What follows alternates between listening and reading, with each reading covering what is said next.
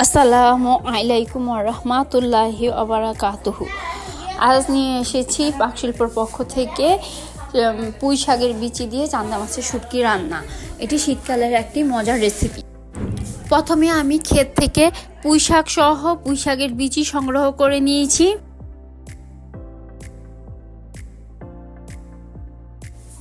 তারপরে আমি কিছু লাউ শাক সংগ্রহ করে নিয়েছি। ক্ষেত থেকে পুঁই শাক ও লাউ শাক সংগ্রহ করা শেষ। এবার কেটে বেছে পরিষ্কার করে নেওয়ার পালা। আমি পুঁই শাক, লাউ শাক, আলু ও বেগুন ভালোভাবে কেটে ধুয়ে পরিষ্কার করে নিয়েছি। হাতে দেওয়া চান্দা মাছের শুটকিগুলোকে ভালোভাবে তেলে ধুয়ে পরিষ্কার করে নিয়েছি। পেঁয়াজ কুচি করে নিয়েছি, রসুন কুচি করে নিয়েছি, মরিচ ফাড়ি করে নিয়েছি। সব উপকরণগুলো ভালোভাবে তৈরি করা শেষ। এবার রান্নার পালা। প্রথমে একটি কড়াইতে তেল দিয়েছি। তেলটা ভালোভাবে গরম হওয়া পর্যন্ত অপেক্ষা করব। তেলটা ভালোভাবে গরম হলে পেঁয়াজ ও রসুনটাকে ভেজে নিব। পেঁয়াজ কুচি ও রসুন কুচি হালকা ভাজা হলে পরিমাণ মতো হলুদের গুঁড়া দিয়ে দিব। সামান্য আদা রসুন বাটা দিয়ে ভালোভাবে ভেজে নিব। ভালোভাবে ভাজা হলে 1 কাপ পরিমাণ পানি দিয়ে দিব। পরিমাণ মতো মরিচের গুঁড়া দিব, পরিমাণ মতো লবণ দিব, দিয়ে ভালোভাবে মশলাটাকে কষিয়ে নিব। মশলাটা ভালোভাবে কষানো হলে চান্দা মাছগুলো দিয়ে ভালোভাবে কষিয়ে নিব।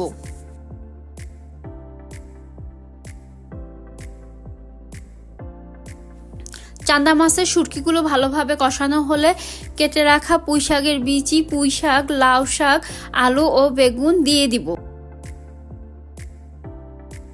কিছুটা দিয়ে ভালোভাবে নেড়ে দিয়েছি, তারপর বাকিটা দিয়ে দিব।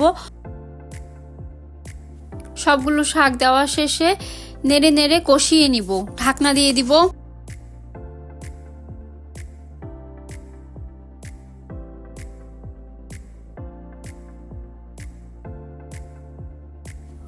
ঢাকনা সরিয়ে ভালোভাবে নেড়ে নেড়ে শাকগুলোকে ভালোভাবে কষিয়ে নিব।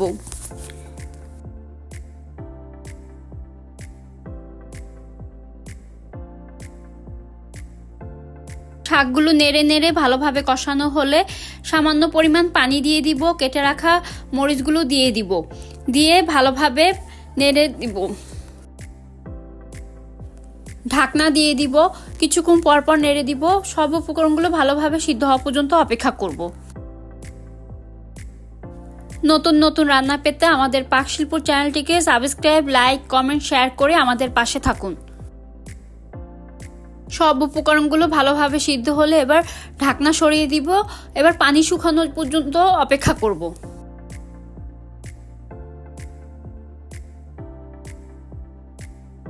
কিছুক্ষণ অপেক্ষা করার পর আমার তরকারিটার পানি শুকিয়ে গেছে। তৈরি হয়ে গেল আমার পুঁই শাকের বিচি দিয়ে চান্দা মাছের শুটকি রান্না।